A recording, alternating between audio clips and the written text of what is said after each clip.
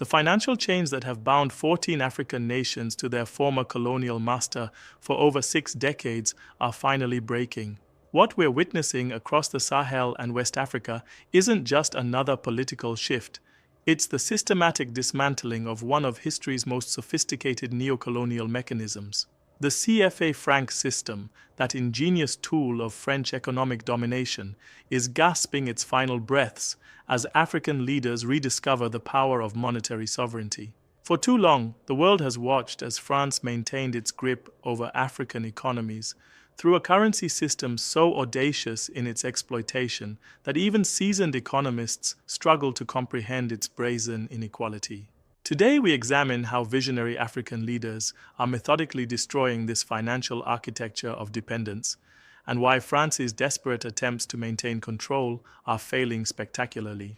The CFA franc represents perhaps the most elegant form of modern colonialism ever devised. Imagine, if you will, surrendering your nation's most fundamental sovereign right, the ability to control your own money supply, to the very power that once enslaved your people. This isn't hyperbole. This is the stark reality that 14 African nations have endured since the supposed dawn of independence in the 1960s. The mechanics of this system reveal France's strategic brilliance and moral bankruptcy in equal measure.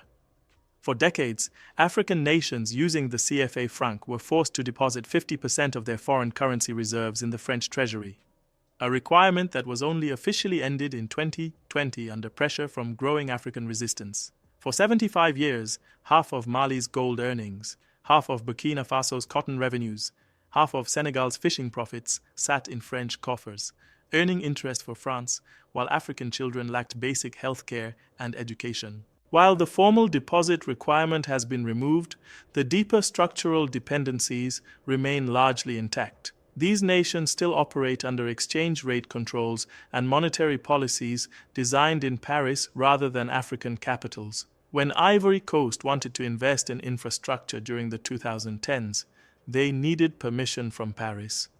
When Mali required funds for emergency relief, French bureaucrats decided whether their request had merit. This isn't partnership. This is financial vassalage disguised as cooperation. The exchange rate mechanism provides another layer of control that would make colonial administrators proud. The CFA franc is pegged to the euro at a fixed rate, determined not by African economic conditions, but by French political calculations. This artificial peg has systematically overvalued African currencies, making their exports expensive and uncompetitive while flooding their markets with cheap European goods. African manufacturers cannot compete when their own currency works against them. Consider the intellectual violence inherent in this system. Africa produces the raw materials that feed global industries: cocoa, gold, uranium, oil, diamonds. Yet African nations using the CFA franc cannot price these commodities in their own currency. They must sell their natural wealth in euros or dollars, then convert those earnings into a currency they don't control, depositing half the proceeds with their former colonial master. It's a financial perpetual motion machine designed to extract African wealth indefinitely. The banking architecture supporting this system reveals equally disturbing power dynamics. The Central Bank of West African States and the Bank of Central African States operate under French oversight, with French representatives holding veto power over major policy decisions. African central bankers, educated in French universities and trained in French economic doctrine, implement monetary policies designed in Paris rather than Dakar or Douala. This institutional capture extends to the highest levels of African governance. For decades, French-trained economists have occupied finance ministries across Francophone Africa, their worldview shaped by institutions that prioritize French interests above African development. They speak fluent French economic theory while remaining curiously silent about African economic realities. But something profound has shifted across the African continent. A new generation of leaders has emerged, unburdened by colonial education and unimpressed by French diplomatic charm.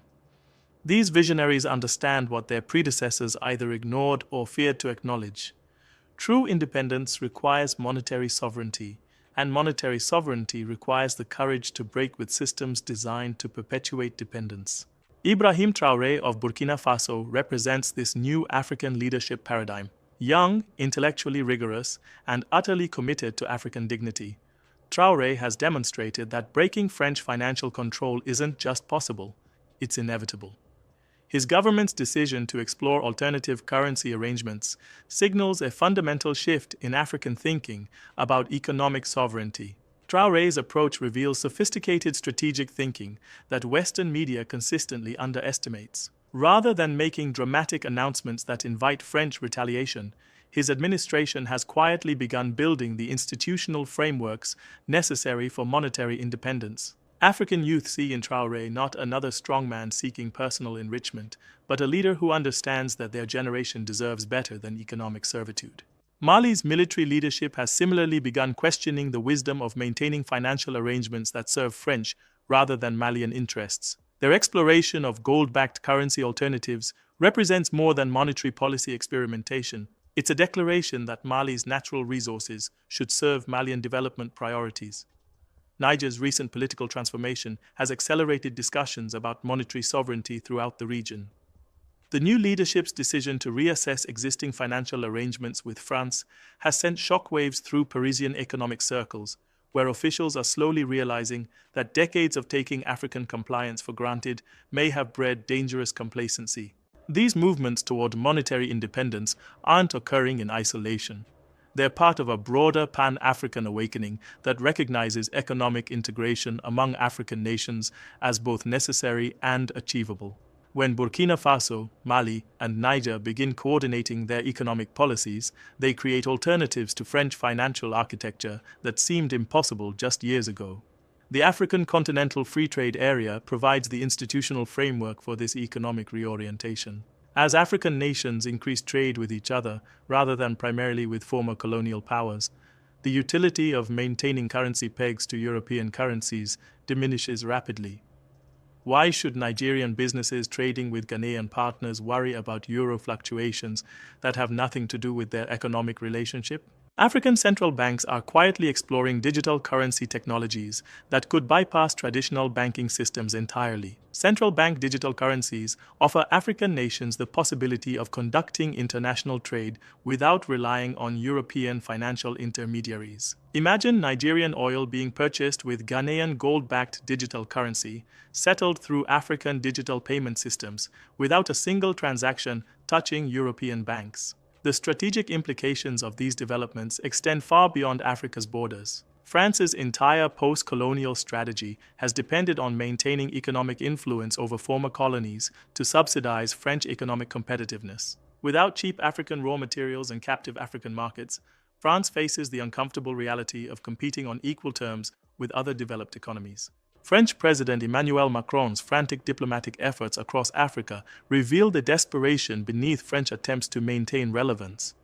His promises of reformed partnerships and modernized relationships sound increasingly hollow to African leaders who understand that true partnership requires abandoning systems designed around French dominance. The generational divide within African political leadership has become impossible to ignore.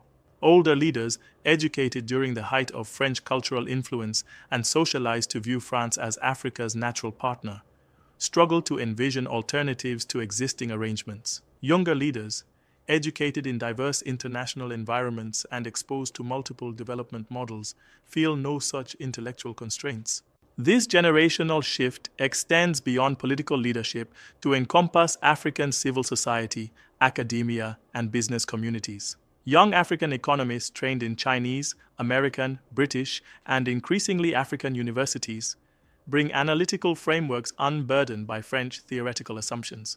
They see clearly what their professors trained in French institutions often cannot. The CFA Franc system is designed to extract African wealth, not facilitate African development. African youth movements across Francophone Africa have begun connecting monetary sovereignty to broader questions of political independence and cultural authenticity. They understand intuitively what academic economists sometimes obscure with technical language. Controlling your money supply is fundamental to controlling your destiny.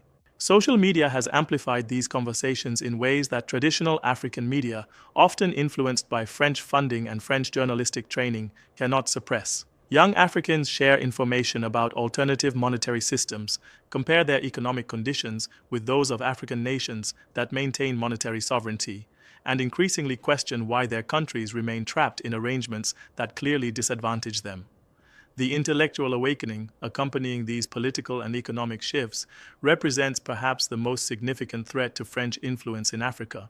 When African scholars begin producing economic analysis from African perspectives rather than merely applying French theoretical frameworks to African conditions, the entire intellectual foundation of French-African relationships begins to crumble. Universities across Africa are quietly revolutionizing their economics curricula, introducing students to development models that don't assume European institutional superiority. Students learning about South Korean industrialization, Vietnamese economic transformation, or Ethiopian infrastructure development begin questioning why their countries haven't achieved similar progress despite abundant natural resources. African think tanks and research institutions have begun producing scholarship that challenges fundamental assumptions about African economic relationships with former colonial powers. This intellectual production provides African leaders with analytical frameworks for understanding their options beyond the limited choices typically presented by French-trained advisors. The media narrative surrounding these developments reveals the desperation of institutions committed to maintaining existing power structures. Western media outlets consistently frame African moves toward monetary sovereignty as dangerous experiments led by unstable leaders, ignoring the sophisticated economic analysis driving these decisions. This media bias extends beyond simple reporting to encompass the analytical frameworks used to interpret African political and economic developments. When Western journalists describe African leaders seeking monetary sovereignty as strongmen or authoritarians, they reveal assumptions about African political legitimacy that privilege European approval over African democratic processes. The consistent characterization of French-African financial arrangements as mutually beneficial partnerships demonstrates either willful ignorance or deliberate deception about the extractive nature of these relationships. No honest analysis of capital flows between France and Africa could conclude that these arrangements serve African interests. African media outlets have begun challenging these narratives more forcefully, providing African perspectives on African developments that don't require validation from European analytical frameworks. This shift in information control represents another dimension of the broader African sovereignty movement. The economic data supporting African monetary sovereignty arguments has become increasingly difficult to dispute. African nations maintaining independent currencies have consistently outperformed CFA Franc countries across multiple development indicators. Ghana, Nigeria, Kenya, and Ethiopia have achieved higher growth rates, greater industrial development, and more diversified economies than comparable Francophone African nations. The contrast becomes even starker when examining African nations that have successfully transitioned away from colonial currency arrangements. Morocco's decision to float its currency has facilitated significant economic diversification and industrial development. Rwanda's monetary reforms have supported remarkable economic transformation and reduced dependence on traditional aid relationships. These success stories provide concrete evidence that African monetary sovereignty isn't just theoretically desirable, but practically achievable. They demonstrate that African nations can manage independent monetary policies effectively, contrary to paternalistic assumptions about African institutional capacity. The resource extraction patterns facilitated by CFA Franc arrangements become particularly offensive when examined alongside African development needs. African nations rich in gold, oil, uranium, and other valuable commodities maintain some of the world's lowest development indicators precisely because existing financial arrangements prevent them from capturing fair value from their natural wealth. Consider the absurdity of uranium-rich Niger importing electricity while French nuclear plants powered by Nigerian uranium supply European energy needs. This isn't market failure, this is the predictable result of financial arrangements designed to maintain colonial resource extraction patterns under the guise of independent statehood. The agricultural sector provides another example of how CFA Franc arrangements perpetuate colonial economic relationships.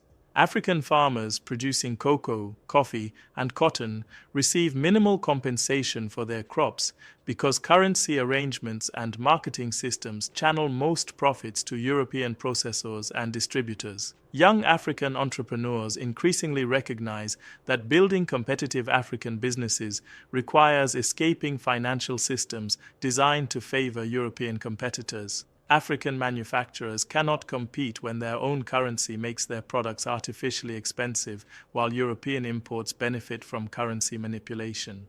The technological revolution sweeping across Africa has created new possibilities for bypassing traditional financial systems entirely. Mobile money platforms like M-Pesa have already demonstrated that African populations can adopt financial innovations faster than their European counterparts when those innovations serve their needs. Cryptocurrency adoption across Africa reflects growing African comfort with monetary alternatives that don't require European institutional approval. Young Africans trading Bitcoin, Ethereum, and other digital assets are essentially practicing monetary sovereignty on an individual level. African fintech innovations have begun attracting international investment precisely because they solve problems that traditional European banking systems have ignored or exacerbated. African entrepreneurs building payment systems, lending platforms, and investment tools understand African financial needs better than European institutions ever could. The regional integration movements gaining momentum across Africa provide institutional frameworks for implementing monetary alternatives to colonial currency systems. The East African Community's discussions about a common currency, the African Union's continental payment system initiatives, and bilateral currency agreements between African nations all point toward a future where African monetary sovereignty becomes the norm rather than the exception. These regional initiatives benefit from studying both successful and unsuccessful monetary integration experiences worldwide. African economists analyzing the European Union's monetary integration can identify lessons relevant to African conditions without accepting assumptions about European institutional superiority. The Southern African Development Community's experience with monetary coordination provides practical examples of African institutional capacity for managing complex financial relationships.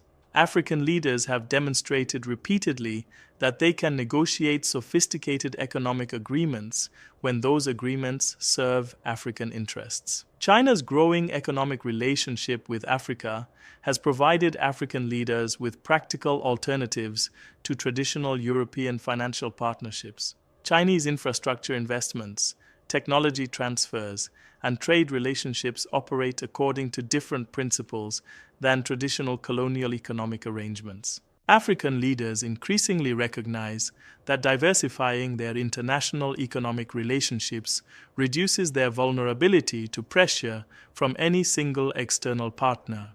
The ability to choose between Chinese, American, European, Middle Eastern, and other international partners provides negotiating leverage that didn't exist during the height of French influence. The Belt and Road Initiative has demonstrated that massive infrastructure development across Africa is both possible and profitable when approached according to different principles than traditional European development models. African leaders, seeing highways, railways, and power plants built through Chinese partnerships, naturally question why European partnerships never produced similar results.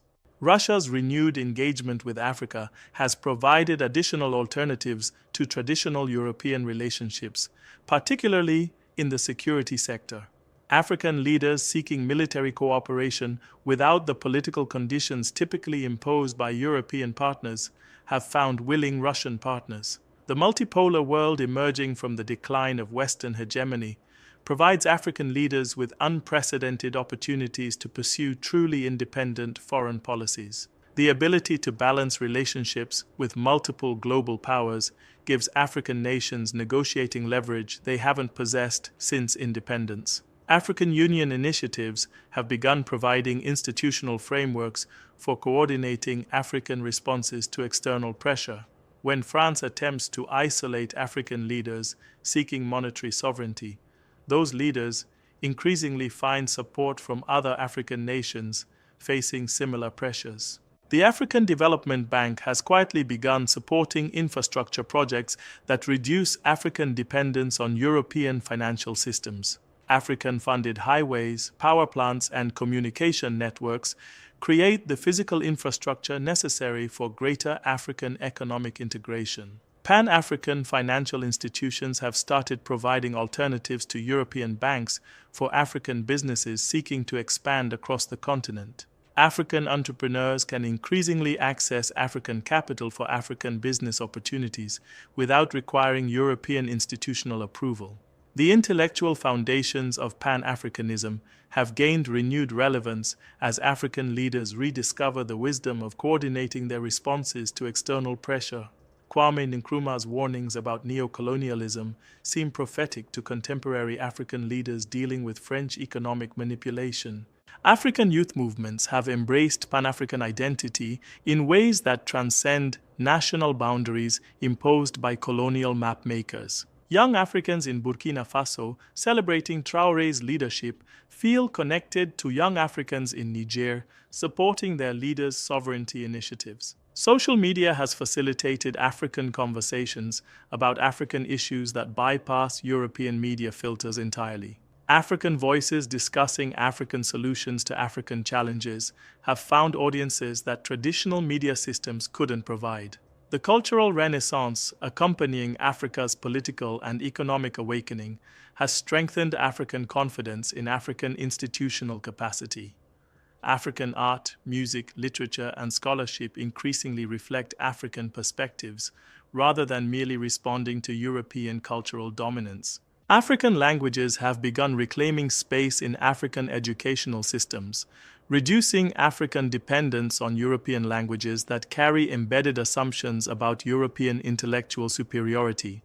Young Africans learning science, technology, economics, and other subjects in African languages develop analytical frameworks rooted in African rather than European worldviews. The spiritual and philosophical traditions that sustained African resistance during the colonial period have found new expression in contemporary African sovereignty movements.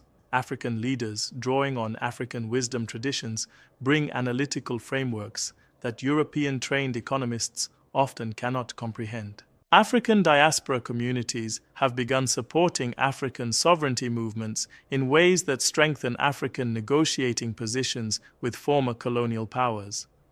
African professionals working in Europe and America increasingly channel their resources and expertise towards supporting African development initiatives. The remittance flows from African diaspora communities to African nations have begun bypassing traditional European financial intermediaries. African families sending money home increasingly use systems that don't require European banking approval or generate profits for European financial institutions. African diaspora political activism has begun influencing policy debates in European capitals about African relationships. African voices in European political systems can advocate for African interests in ways that traditional diplomatic channels couldn't achieve.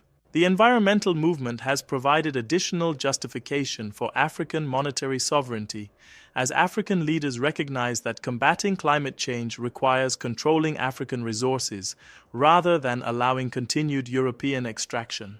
African nations cannot address environmental challenges while maintaining financial arrangements that prioritize European rather than African interests. African renewable energy initiatives require massive capital investments that European financial systems have consistently failed to provide. African leaders increasingly recognize that building African energy independence requires African financial independence. The food security challenges facing many African nations reflect decades of agricultural policies designed to serve European rather than African nutritional needs.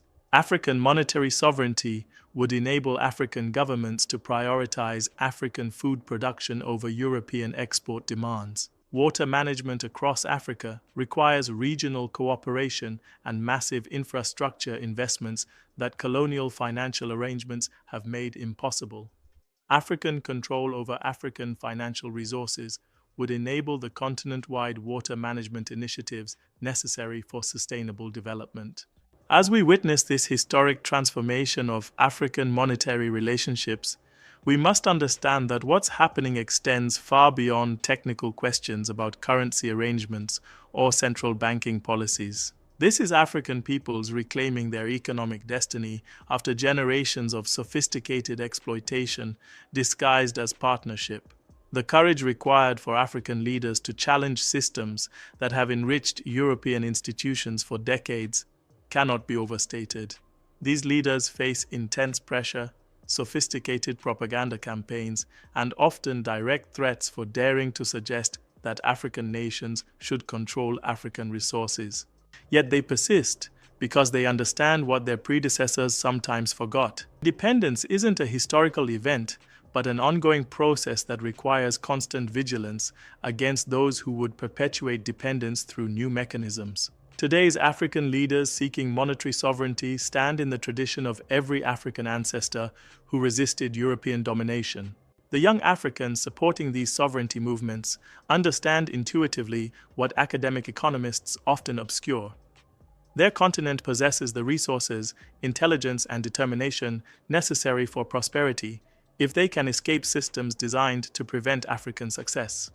Their enthusiasm for leaders like Ibrahim Traoré reflects their recognition that another Africa is possible. The implications of African monetary sovereignty extend far beyond Africa's borders because African success challenges narratives about global development that have justified decades of European and American dominance. Independent, prosperous African nations pursuing African interests would fundamentally alter global power structures. France's desperate attempts to maintain control over African monetary systems reflect accurate recognition that losing economic dominance over Africa means losing France's ability to compete with other developed economies on equal terms. African independence threatens the entire foundation of French post-colonial strategy.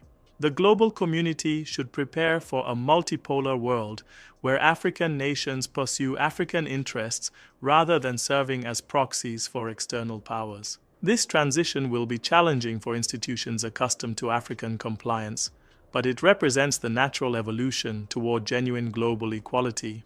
African monetary sovereignty movements deserve support from everyone committed to justice, equality, and genuine development. These aren't radical experiments, but natural expressions of fundamental human rights that other peoples take for granted. The success of these movements depends partly on global recognition that African peoples have the same rights as Europeans, Americans, or Asians to control their own economic destinies. International support for African sovereignty movements strengthens African negotiating positions against those who would maintain exploitative relationships. If this analysis of Africa's monetary liberation has opened your eyes to the sophisticated mechanisms of modern neocolonialism, then you understand why supporting African sovereignty movements requires more than passive sympathy. It requires active engagement with African perspectives on African issues. Like this video to signal your support for African monetary sovereignty and help ensure this analysis reaches others who need to understand these crucial developments. Subscribe to stay informed about the ongoing transformation of African political and economic relationships that mainstream media consistently misrepresents or ignores entirely. Share this video with anyone who claims to support African development but remains ignorant about the financial mechanisms that have prevented African prosperity for generations. Ring the notification bell to join a community committed to understanding African issues from African perspectives rather than through European analytical frameworks. Your engagement with this content directly supports the African sovereignty movement by amplifying African voices and challenging the information monopolies that have shaped global understanding of African issues for too long. Every like, share, and subscription represents a victory for African intellectual independence. The CFA Franc system is dying because African leaders and African peoples have finally decided to kill it. The only question remaining is whether this death will be slow and painful or quick and decisive. Support African sovereignty movements and help ensure that this colonial relic receives the burial it has long deserved. The future belongs to an Africa that controls its own destiny, and that future begins with African control over African money. Subscribe today and be part of the community documenting this historic transformation as it unfolds across our beautiful continent.